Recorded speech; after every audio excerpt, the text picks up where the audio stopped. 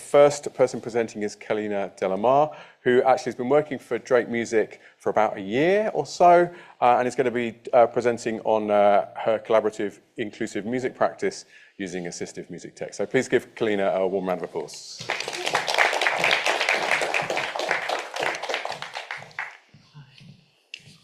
Hiya, I'm Calina.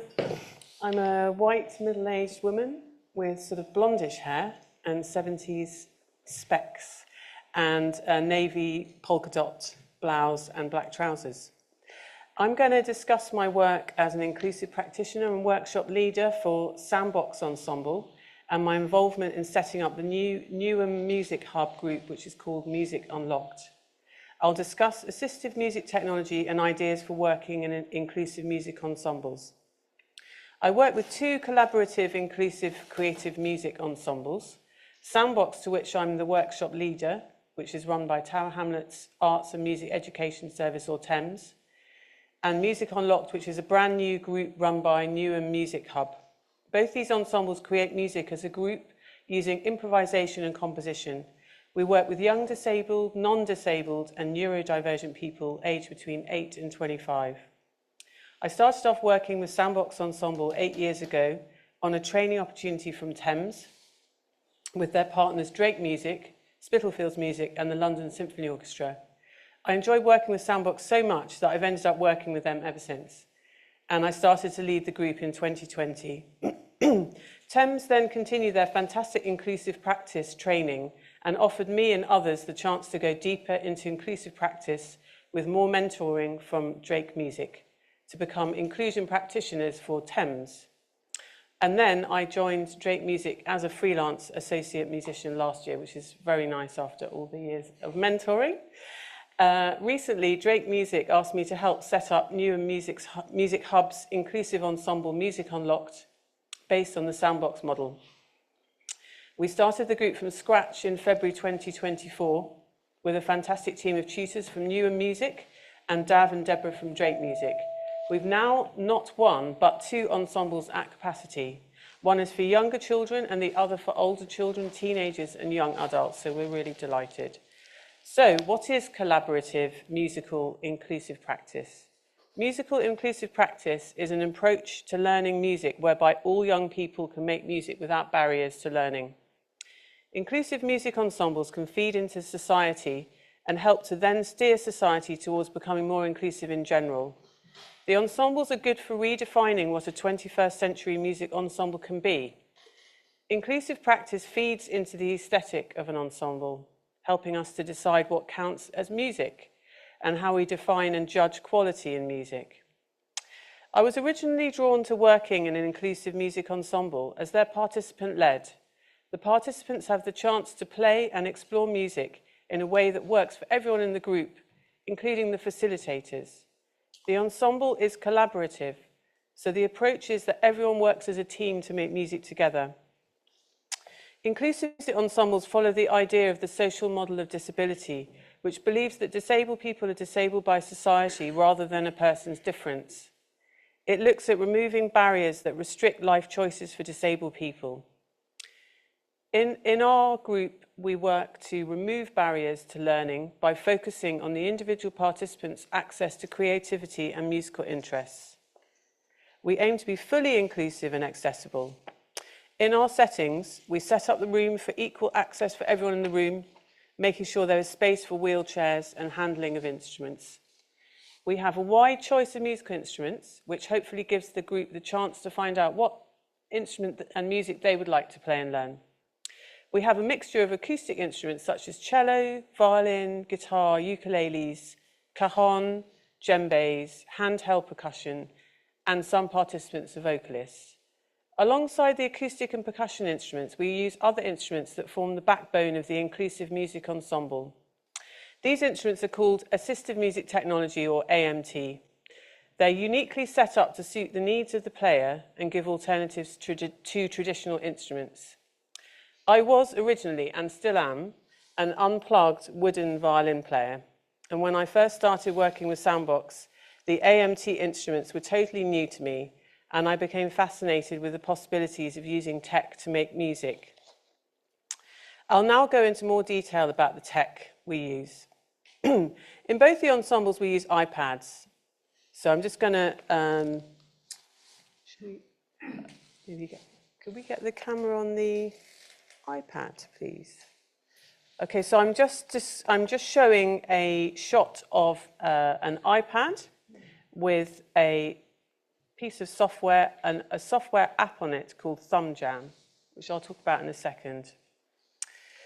Yeah, in both the ensembles we use iPads. iPads make fantastic digital musical instruments, and we use them a lot in both ensembles as they are adaptable and accessible. They're ideal for inclusive settings as there are different music software programs and apps that can be used with them.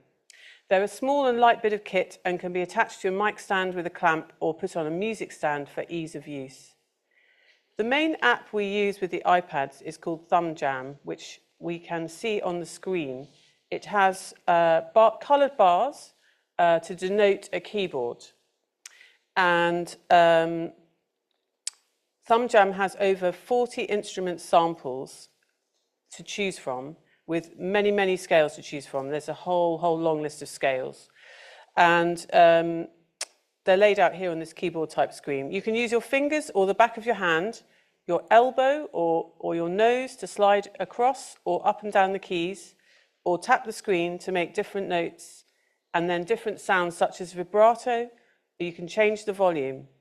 So I'm just going to give you a little demonstration of a few of the way that ThumbJam works. So, we okay? We've got my hand. Yeah. So I'm going to press this button. It says sound, and on this, once I've pressed the button that says sound, I have a few other buttons that I can choose, and one says change instrument. So I'm going to choose that, and I'm going to choose this one, which is called the Wartooth, which is a synthetic sounding instrument sample. So I'm running my finger up and down the screen. So I'm creating a sliding glissando effect. I'm now going to press the button again, and I'm going to choose a different instrument. Change instrument, it says. And I'm going to choose a cello. No, in fact, I'm going to choose a higher pitched instrument. So I'm going to choose a flute, a high pitched instrument. So I've decided, because the flute is a very high instrument, I want to go higher in range. So I'm going to press the button, which is called octave. So I'm going to get a very, very nice high flute there. I've decided I want to use less bars, so I want to concentrate on just a few notes. So I'm going to press the button which says span, and it gives me less bars to choose from. And another button that I'm going to press now has a sharp and flat sign, and this gives you many, many different keys to choose from. So I'm going to choose the key of E, then I'm going to press the sharp and flat button again, and I'm going to change the key to E. But I'm also going to change the scale. So I've gone back to the sound button, and I'm going to press change scale, and I'm going to choose a minor blues scale.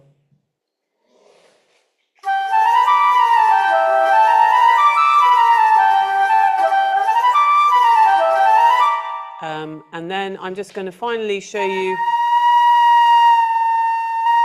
It sounds a little bit like a pitch bend, but I think it's actually. So I'm sliding my finger up and down the bar. It's actually a volume, slight volume change there. So that's ThumbJam. We use that all the time. It's a brilliant, brilliant app. Really, really good fun to use and very easy to use. It costs £8.99, so it's pretty inclusive from that perspective as well. It's not expensive to buy. So we also use GarageBand for in our group for more sampling, because it's a DAW, which is a digital audio workstation, which is software which is used for recording. So we will sample our group, or we'll sample sounds from GarageBand, for example, drum loops or software instruments. We often use GarageBand because you can play chords on GarageBand rather than more than one note at a time, and sampling on GarageBand. Technology, as we'll see more of this evening, is forever evolving, and since I've been working at Soundbox, a software instrument called Clarion has become more and more popular.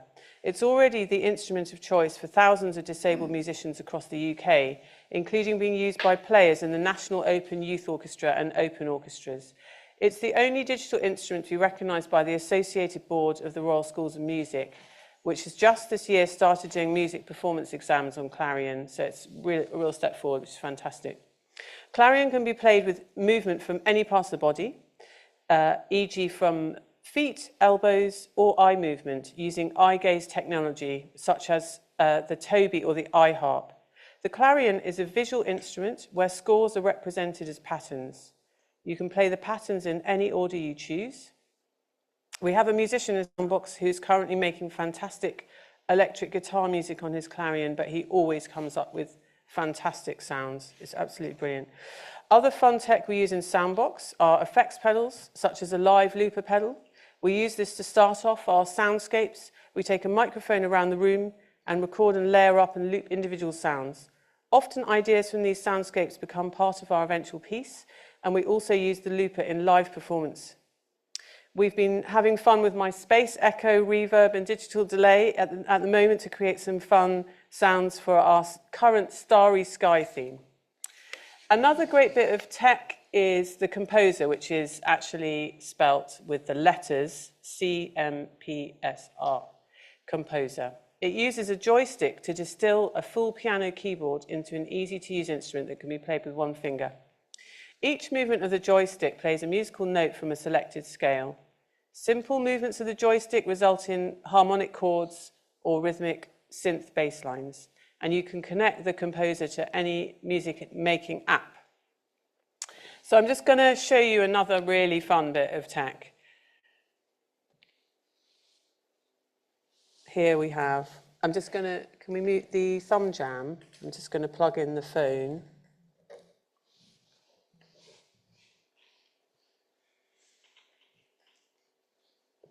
Okay, so does anyone want to catch a ball?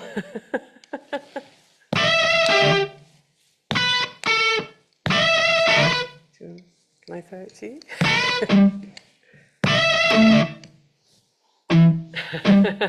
So you can throw it, you can bounce it, you can, just generally it's a really, really fun. So it's good fun for group activities. You can also loop on it. You can make your own loop on it. So whilst you're throwing it around, I'm actually going to make a loop at the same time. Okay, so here we go.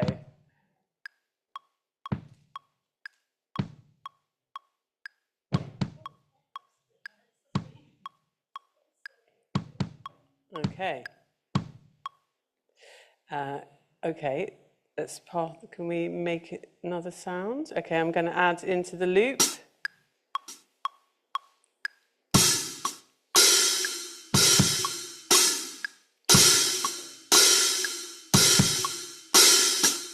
Fantastic. And I'm going to do one more. It's got to be this one.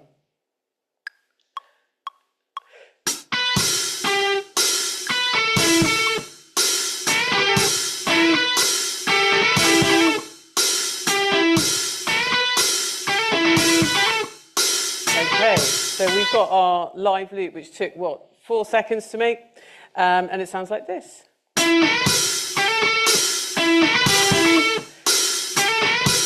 It's really good fun, and there are lots of different sounds, like if someone wants to make a sound with a ball.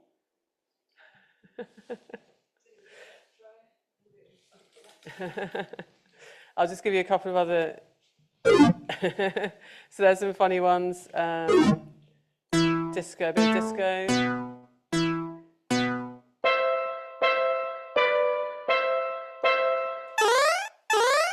Arcade games.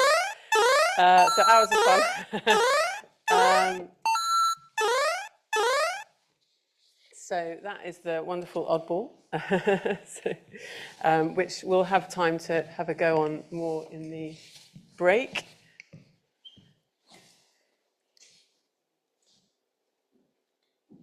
And I'm just going to show you one other. I'm just going to unplug the phone and plug the iPad back in. So this is another bit of software that we use called Keysy,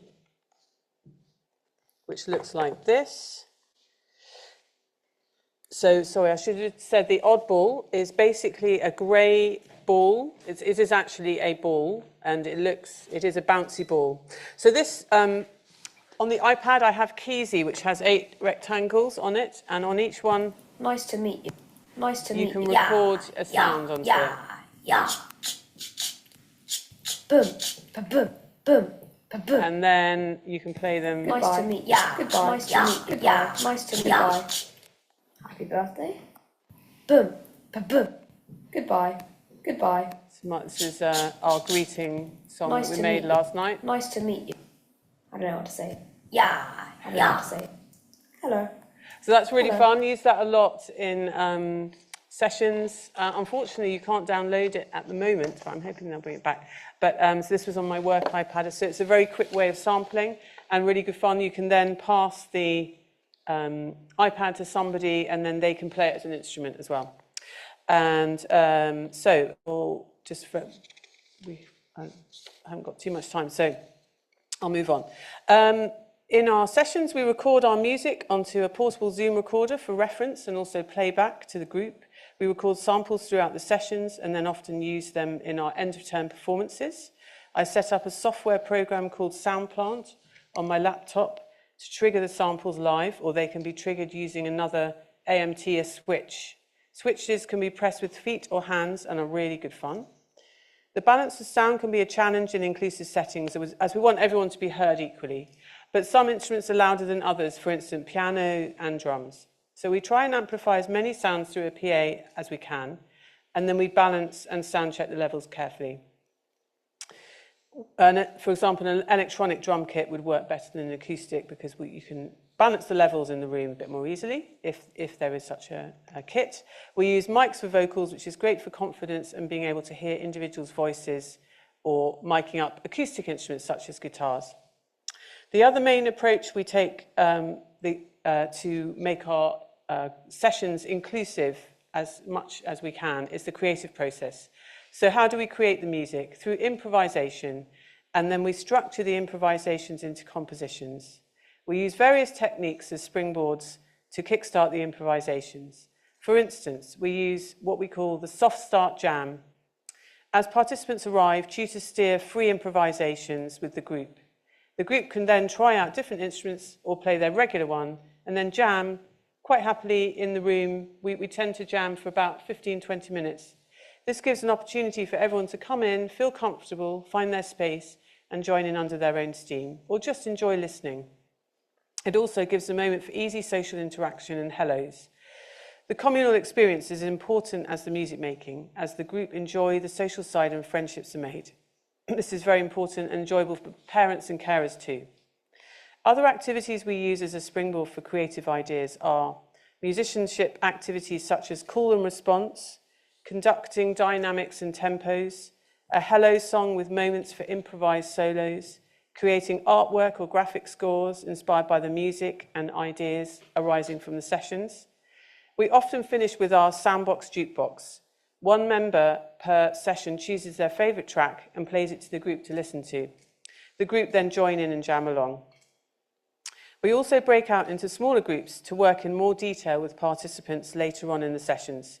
This gives us an opportunity to hear the quietest voices in the room. The smaller groups then share their music with each other and teach each other elements from the music. The ideas from the small groups often become the main themes in our eventual end-of-term compositions. This gives us a good structure for making our improvisations into compositions and also enjoying a live performance. Soundbox are the only fully creative ensemble at the Tower Hamlets Saturday Music Centre, which is fantastic as well. The group are keen and experienced performers now, and from time to time we perform at external concerts such as the reopening festival at the Young V&A in summer 2023. Other springboards for ideas are, we use themes. This term's theme, we're using a photo of a starry sky and listening to pieces of music on a similar theme. For instance, Jupiter from Gustav Holst's The Planets and Starman by David Bowie. One participant came up with some lyrics inspired by the starry sky picture, constellation, inspiration. They reminded me of the Asian lyrics for Stevie Wonder's song, Pastime Paradise. So we jammed along to the song and then decided to use the string parts from the song, Pastime Paradise, for a few members of the group to play. So we're always sort of drawing ideas in from other bits of music that we might think about, as well as just improvising brand new music in the room.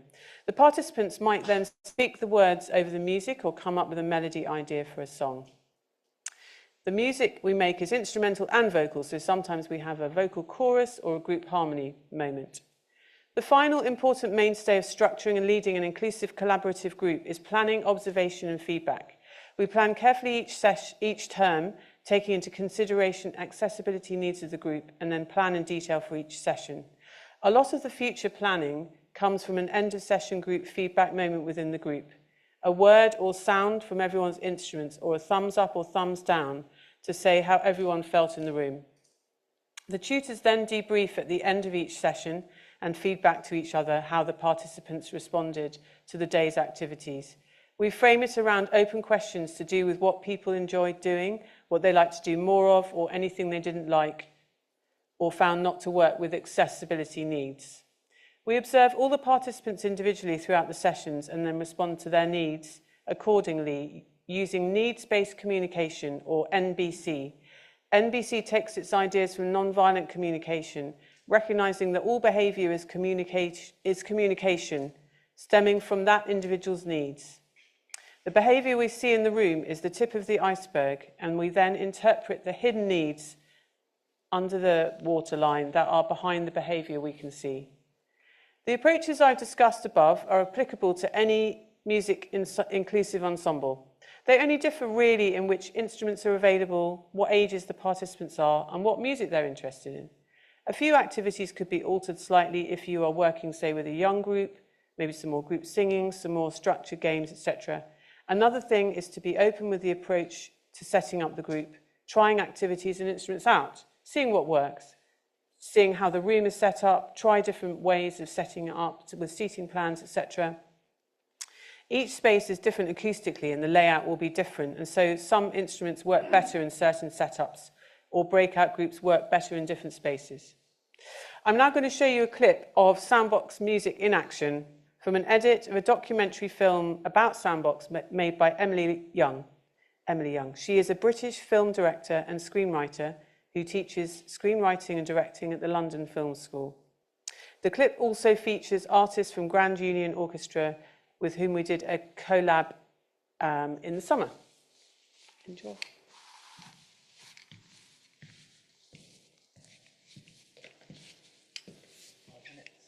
Brilliant.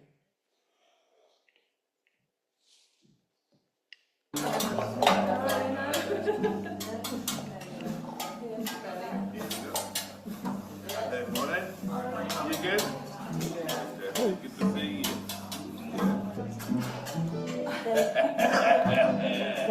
I never get those.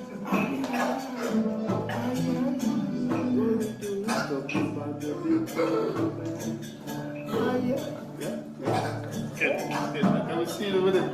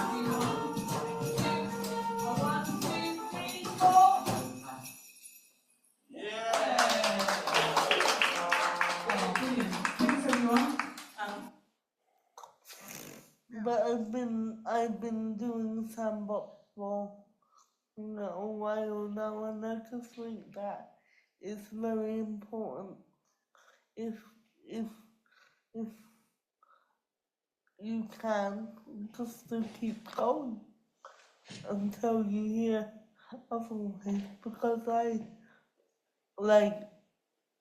really do agree, and I get into the rhythm every week now, and it's just so fantastic.